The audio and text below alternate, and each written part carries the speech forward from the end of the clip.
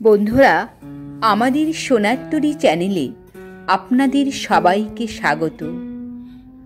আজ আমরা জানব যে মহাভারতের কুরুক্ষেত্রের যুদ্ধে সপ্তদশ দিনে অর্জুনের হস্তে কর্ণের মৃত্যুর পর তার মিত্র দুর্যোধনের মনের অবস্থা কি হয়েছিল এবং সে তারপরে কি করল।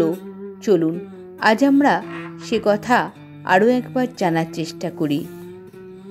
কৌরব পক্ষে দুরবস্থা দেখে সৎ স্বভাব তেজস্বী বৃদ্ধ কৃপাচার্য কৃপাবিষ্ট হয়ে দুর্যোধনকে বললেন, মহারাজ, ক্ষত্রিয়ের পক্ষে যুদ্ধ ধর্মই শ্রেষ্ঠ। পিতা পুত্র ভ্রাতা মাতুল ভাগিনীয় সম্বন্ধী ও বান্ধবদের সঙ্গে ক্ষত্রিয়কে যুদ্ধ করতে হয়। যুদ্ধে মৃত্যুই ক্ষত্রিয়ের পরম ধর্ম এবং পলায়নই অধর্ম। কিন্তু ভীষ্ম, দ্রোণ, কর্ণ, জয়দ্রথ, তোমার ভ্রাতারা এবং তোমার পুত্র লক্ষণ সকলেই গত হয়েছেন। আমরা কাকে আশ্রয় করব? সাধু স্বভাব পাণ্ডবদের প্রতি তোমরা অকারণে অসৎ ব্যবহার করেছ, তারই ফল এখন উপস্থিত হয়েছে। বৎস, যুদ্ধে সাহায্যের জন্য তুমি যে সকল যোদ্ধাকে আনিয়েছ তাদের এবং তোমার নিজেরও প্রাণ সংশয় হয়েছে। এখন তুমি আত্মরক্ষা করো। বৃহস্পতির নীতি এই, বিপক্ষের চেয়ে ক্ষীণ হলে অথবা তার সমান হলে সন্ধি করবে, বলবান হলে যুদ্ধ করবে। আমরা এখন হীনবল, অতএব পাণ্ডবদের সঙ্গে সন্ধি করাই উচিত।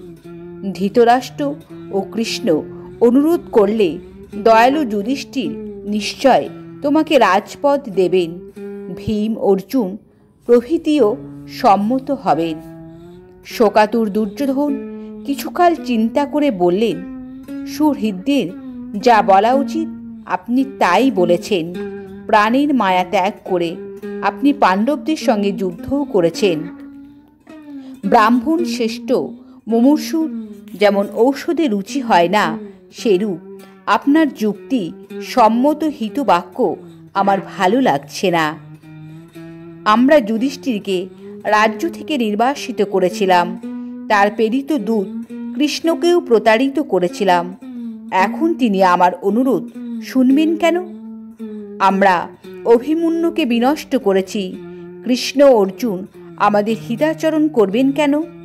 কপুন স্বভাব ভীম উগ্র প্রতিজ্ঞা করেছে, সে মরবে তবু নত হবে না। যমতুল্য নকুল সহদেব অসীয় চর্ম ধারণ করেই আছে।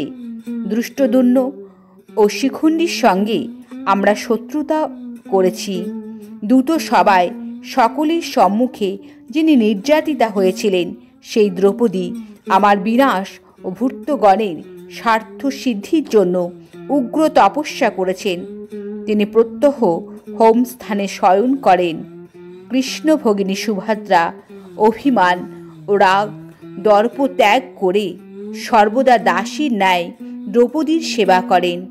এই সকল কারণে এবং বিশেষত অভিমন্যু বধের ফলে যে বৈরানল প্রজ্বলিত হয়েছে তা নির্বাপিত করা হয়নি। অতএব কি করে পাণ্ডবদের সঙ্গে সন্ধি হবে? সাগরম্বরা পৃথিবীর রাজা হয়ে আমি কি করে পাণ্ডবদের প্রাসাদে রাজ্য ভোগ করব? দাসের ন্যায় যুধিষ্ঠিরের পিছনে যাব, আত্মীয়দের সঙ্গে দীনভাবে জীবিকা নির্বাহ করব। এখন ক্লীবের ন্যায় আচরণের সময় নয়, আমাদের যুদ্ধ করাই উচিত। যে বীরগণ আমার জন্য নিহত হয়েছেন তাদের উপকার স্মরণ করে এবং তাদের ঋণ শোধবার বাসনায় আমার রাজ্যের প্রতি রুচিও নেই। পিতামহ, ভ্রাতা ও বৈশ্যগণকে নিপাতিত করে যদি আমি নিজের জীবন রক্ষা করি তবে লোকে নিশ্চয় আমার নিন্দা করবেন। আমি যুধিষ্ঠিরকে প্রাণিপাত করে রাজ্য লাভ করতে চাই না, বরং ন্যায় যুদ্ধে হত হয়ে স্বর্গ লাভ করব। দুর্যোধনের কথা শুনে ক্ষত্রিয়গণ প্রশংসা করে সাধু সাধু বলতে লাগলেন এবং পরাজয়ের জন্য শোক না করে যুদ্ধের নিমিত্ত ব্যগ্র হলেন। তারপর তারা বাহনদের পরিচর্যা করে হিমালয়ের নিকটবর্তী বৃক্ষহীন সমতল প্রদেশে গেলেন এবং অরুণ বর্ণ সরস্বতী নদীতে স্নান ও তার জল পান করলেন। সেখানে কিছুকাল থেকে তারা দুর্যোধন কর্তৃক উৎসাহিত হয়ে রাত্রিবাসের জন্য শিবিরে ফিরে এলেন। নমস্কার।